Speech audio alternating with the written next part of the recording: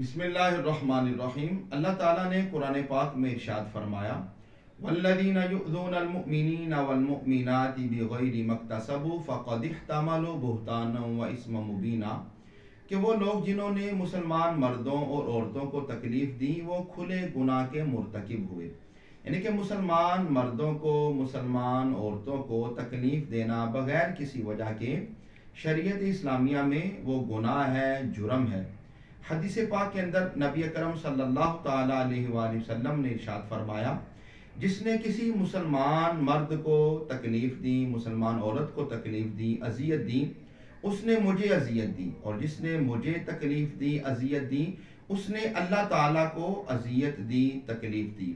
मैं आपके सामने चंद ऐसी मिसालें अर्ज़ करूँगा कि हम रोज़ाना ये काम कर रहे होते हैं जिससे मुसलमानों को, लोगों को तकलीफ़ होती है, अजियत होती है, और हम समझते हैं कि शायद इससे कोई अजियत नहीं, कोई तकलीफ़ नहीं। नंबर एक, शादी ब्याह के मौका पर हम लोग जितना शोर शराबा करते हैं, क्या मेरे भाइयों, एक तो गुनाह है, दूसरा जो हमारे कुर्बो जवार में जो मुसलमान, जो बीमार, जो गरीब, जो सो रहे हैं, क्या हम लोग उनको तकलीफ़ नहीं दे रहे? हमने अपनी खुशी के लिए इतना शोर शराबा किया, पूरा इलाका सर पे उठा लिया, तो जो गरीब, जो बीमार अपने घर में सोया हुआ है, उसकी जो नींद ख़राब हुई, जो बच्चे रात को आपके शोर शराबे की वजह से सो ना सके, तो इसका गुनाह किसके सर पर होगा?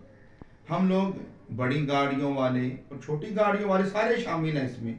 हम लोग गलत जगह पे पार्किंग कर दें, किसी मस्जिद के सामने, मदरसे के सामने, स्कूल के सामने, किसी की दुकान के सामने, किसी के घर के सामने, किसी स्कूल के सामने जहाँ से लोग गुजर रहे हैं, हमने अपनी गाड़ी को वहाँ पे खड़ा कर दिया, तो क्या इससे जो वहाँ पर गुजरने वाले लोग हैं उनको तकलीफ़ और अजियत नहीं होगी?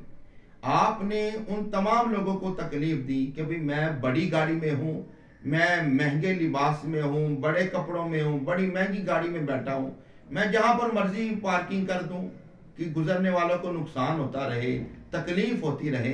और मेरे भाइयों, ये काम मुसलमानों को तकलीफ़ देने वाले हैं जिनसे अल्लाह नाराज़ होता है।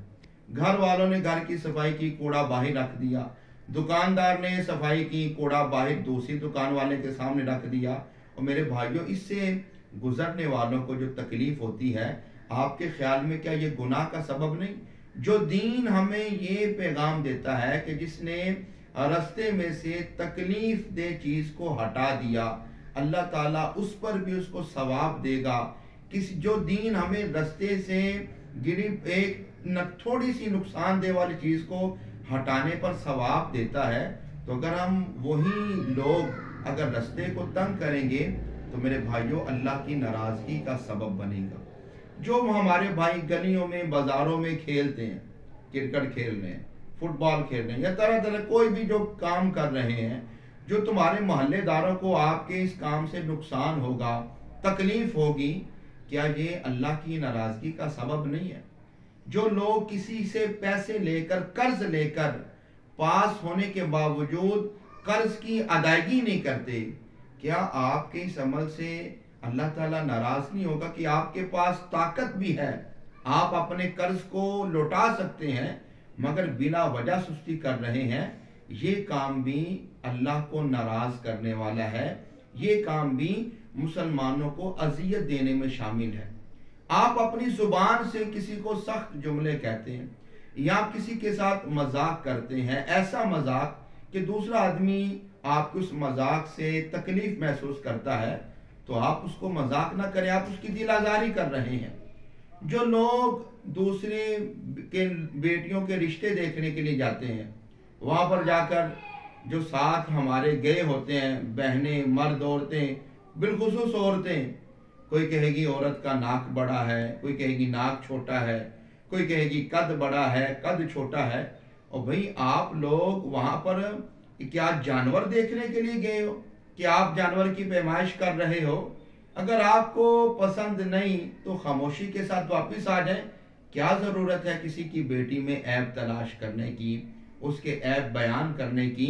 और मेरे भाइयों, हम लोग अपनी ज़ुबान के साथ अगर किसी के साथ अच्छाई, अमल के साथ अच्छाई नहीं ना कर सकते, और यार कम से कम जुबान से किसी को तकलीफ देना छोड़ दें, अल्लाह ताला आपको इस अमल पे भी अपना फजल अता फरमा देगा।